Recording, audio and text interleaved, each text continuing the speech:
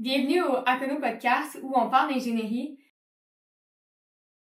Pour faire suite au podcast de SME, donc de Système de Management de l'énergie, je suis avec PY, qui est directeur du département innovation et aussi chef d'équipe de suivi énergétique. Donc, suivi énergétique et système de management de l'énergie, c'est vraiment semblable, là. Tu peux-tu expliquer un peu la différence? C'est la question qui revient à chaque fois, en fait. Comment je pourrais le dire? Ce que fait Christina et puis l'équipe de SME, c'est vraiment de mettre en place une structure qui va pouvoir gérer l'énergie. Donc d'aider en fait les clients à se munir d'une politique énergétique, que l'entreprise ait une vision, créer une équipe aussi de l'énergie, que quand voilà, il y a des décisions à prendre, bah, ce soit cette équipe-là qui le crée. Aussi, elle va installer des compteurs pour récupérer de la donnée qui est pertinente. Ouais. Puis moi, c'est là où on intervient avec mon équipe, c'est qu'on va regarder ces données-là, puis on va l'analyser, puis on va donner des recommandations sur qu'est-ce qu'il faudrait faire quand on voit qu'il y a des problèmes. OK, fait que dans le fond, c'est comme un peu une étape en particulier du SME?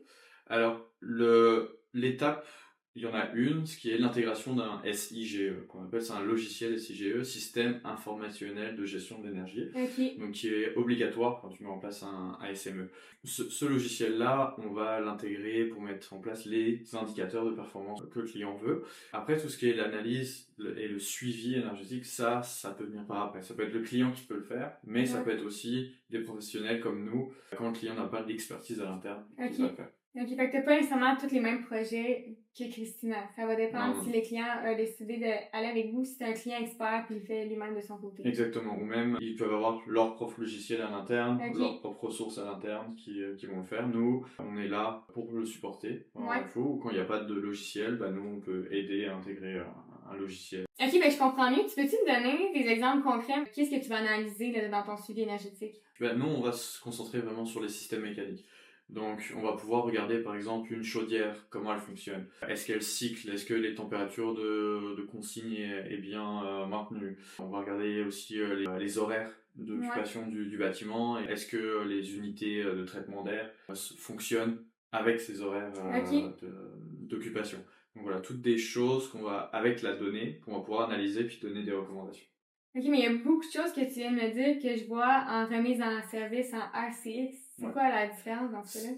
Le MBCX, ou le suivi énergétique, c'est quelque chose qui se fait en continu. Là où un RCX, normalement on dit qu'il faut en refaire un tous les 5 ans, parce que ton bâtiment, il est opéré, il y a des choses qui changent dedans, il faut que tu le remettes en fonction comme il devrait. Ouais. Le MBCX, on fait ça vraiment en continu. Donc on a des données qui rentrent en continu, et on va faire nos analyses tout au long de la vie du bâtiment. Ok, fait qu'un bâtiment qui a un MBCX, comme toi tu fais, n'a pas besoin d'un RCX. Donc, un bâtiment qui a un suivi énergétique n'a pas besoin d'une remise en service parce qu'il l'a déjà tout le temps en continu. C'est ça. C'est quand même intéressant aussi parce que ça veut dire que tu n'as pas besoin de surconsommer pendant 5 ans avant de t'en rendre compte. Exactement. C'est très proactif en fait. Tu vas vraiment le voir rapidement le jour d'après, la semaine d'après, tu vas voir qu'il y a un problème, une surconsommation, et là tu vas pouvoir envoyer quelqu'un pour la régler. Ok, fait que toi dans le fond, de ton côté, tu regardes ça, est-ce que tu as des alertes, puis là c'est toi qui vas avertir le client? Ça dépend des clients, mais des fois nous on a des alertes, et là on va parler au client, des fois on l'envoie directement au client parce qu'il y a une équipe sur place qui sait traiter ces alertes-là. Ok. Ça va dépendre. C'est quel genre de clients qui vont aller de l'avant là, avec cette installation-là d'un suivi énergétique en continu, parce qu'au final, ils vont quand même t'engager en tout temps durant toute l'année. Je pourrais dire, on intervient à des moments clés.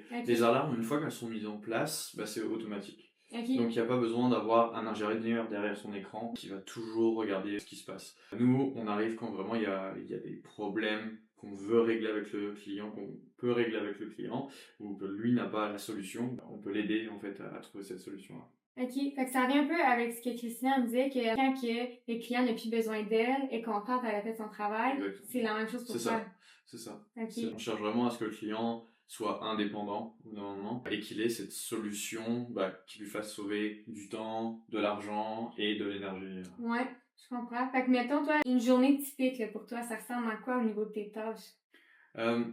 Moi, en tant que chef d'équipe, c'est très varié, mais si je prends quelqu'un qui fait du suivi énergétique, ce qu'il va faire, c'est qu'il va regarder ce qui s'est passé, on va dire, la veille, ou le mois d'avant sur son bâtiment, le bâtiment qui suit. Il va regarder les alertes, il va regarder si on respecte bien les économies d'énergie aussi qu'on veut atteindre avec des modèles statistiques qu'on met en place pour s'assurer que tout va bien. Donc ils vont regarder ça. Après, ça va être des rencontres avec les clients, ça va être aussi de trouver des solutions. Parce que ça reste que même si la machine a trouvé qu'il y a une erreur, il faut le régler cette erreur-là. Donc il faut qu'on mette un peu de jus de cerveau quand on fait ça. Mais voilà. Beaucoup de collaboration avec les clients là, pour le tenir au courant de ce qu'ils découvrent au fil de tout ça. Oui. Puis le rendre indépendant. C'est ça. Puis tu penses à la transition énergétique Québec, il y a des subventions, mais qui obligent un peu un mesurage par la suite pour s'assurer que la mesure qu'ils ont subventionnée apporte les économies nécessaires. Tu t'as parlé que tu vérifiais que les économies étaient vraiment arrivées. Est-ce que tu travailles de concert avec cette subvention-là? Alors, avec la subvention, oui, on peut mettre en place le suivi énergétique. Okay. D'ailleurs, je le conseille quand on fait des appuis financiers, des demandes d'appui financier, parce que souvent, ce qu'on a vu, c'est que on attend un an, et puis on regarde les données, puis là, on se rend compte que, ah bah zut, on n'a pas les économies qu'on avait estimées, donc on est obligé de reprendre un an, puis l'appui financier vient pas, etc. Alors que si on le met tout de suite, bah là, on est capable, au bout de 2 mois, on est capable de voir qu'il y a quelque chose qui va pas, d'aller sur place, faire les corrections et d'avoir les économies estimées. Ouais, comme tu dis, c'est très proactif, tu sais. On n'attend pas de surconsommer longtemps, là, on s'en rend compte tout de suite. Donc là, on a parlé un peu qu'un client pourrait... En fait, toi, tu suggères de mettre en place un suivi énergétique après avoir implanté des mesures. Y a-t-il d'autres raisons, d'autres avantages pour un client là, d'aller vers un MBCX? En plus de ce qu'on a dit, il y a aussi toute une maintenance prédictive. Dans le sens où, quand tu regardes tes équipements quasiment au jour le jour avec la donnée qui remonte, tu es capable de savoir si ton chiller il fonctionne comme il devrait fonctionner, est-ce qu'il est en bout de vie, et est-ce que tu devrais pas le changer plus rapidement avant qu'il tombe en faute et qu'il marche plus. Il y a vraiment un côté maintien des actifs, maintenance des actifs aussi, ok? C'est ça, parce que avec l'énergie, on parle beaucoup de suivi énergétique, mais on peut aussi parler de fault detection, où là, on va voir vraiment de la gestion de fautes, en fait.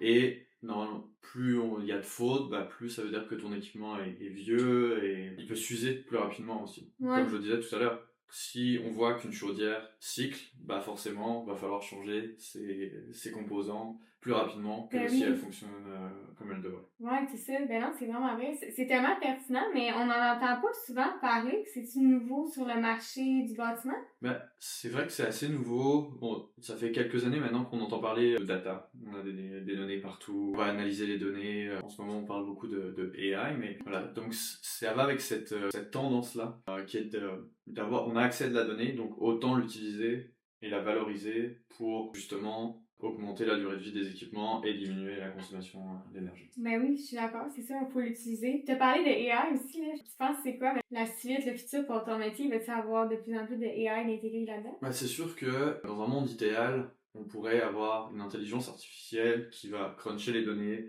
qui va donner elle-même des recommandations. Je dirais que ça peut arriver dans les prochaines années. Après, est-ce que ça va bien être fait? Est-ce que ça va être accepté par le marché? Il y a peut-être des obstacles qu'il va falloir surmonter pour en arriver là. Mais c'est sûr qu'on s'en vient vers des algorithmes qui vont pouvoir nous aider à faire ce genre d'analyse. Fait que t'as-tu peur que l'intelligence artificielle vole ton métier? Pas vraiment. Non, pas vraiment. Je sais que c'est vraiment la crainte de beaucoup de personnes.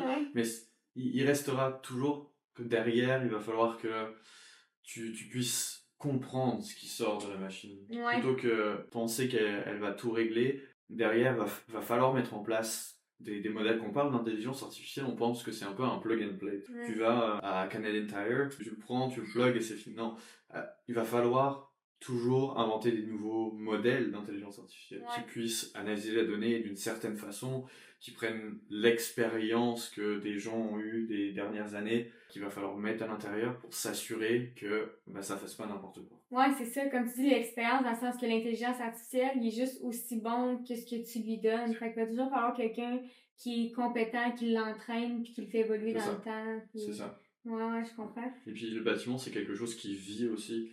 Donc, il va falloir sûrement venir changer des modèles, ajouter des modèles. On va pas mettre un modèle et qui va faire toute la durée de vie du bâtiment. Je pense pas que ça soit possible, en tout cas avec les possibilités actuelles. Ouais, je suis d'accord. On parle quand même de programmation puis d'informatique. C'est quoi, toi, dans ton background, tes études pour travailler dans ce milieu-là? Moi, j'ai fait, comme tous les ingénieurs d'efficacité énergétique, j'ai fait un bac en France, mais un master ici. Et j'ai travaillé chez Aconovia en simulation énergétique. OK. Et en faisant de la simulation, tu joues beaucoup avec de la donnée. Moi, c'est quelque chose qui m'a beaucoup plu.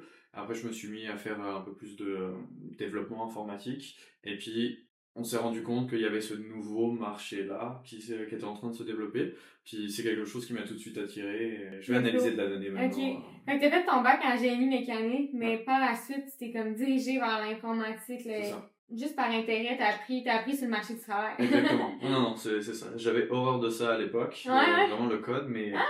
Pour vrai, au début, t'aimais pas ça? J'aimais Mais pas ça. Quand j'étais en secondaire, je n'aimais vraiment pas ça. OK. Par contre, c'est ça. En travaillant, en voyant la puissance qu'on peut sortir de la donnée, de l'informatique, c'est là où je me suis dit, il y a quelque chose à faire. J'aime beaucoup améliorer et optimiser des choses. Ouais. Donc c'est sûr que ça a commencé en faisant du code VBA sous Excel pour optimiser des calculs de simulation énergétique. Puis de fil en aiguille. J'aime tellement ça quand mes podcasts s'entremêlent sans le vouloir. Là, comme là, tu as parlé d'optimisation. C'est quelque chose qui revient tout le temps. On dirait tous les ingénieurs qui se sont dirigés vers l'efficacité énergétique. Au final, c'est parce qu'ils aimaient optimiser les choses. Fait que même si ton métier est totalement différent du mien, on le fait pour la même raison. C'est sûr. Je pense qu'on a tous un but commun. Ouais. C'est vraiment la carbonation de l'économie en passant par les bâtiments. Avec notre mentalité d'ingénieur qui est on va essayer d'optimiser des choses mécaniques qui des fois sont juste une poulie, une courroie, mais on va essayer de faire en sorte que ça marche mieux. Puis là, justement, avec les enjeux environnementaux actuels qu'on entend beaucoup parler, comment tu vois le futur de ton métier? Ben, c'est sûr que c'est vraiment je pense une grosse opportunité. Ce qui se passe malheureusement, c'est que à l'heure actuelle, la majorité des bâtiments, ceux qui polluent, c'est des bâtiments existants. Ouais. Et c'est des bâtiments des fois qui sont un petit peu en manque d'amour, pour lesquels il faudrait qu'on puisse analyser toutes ces données-là.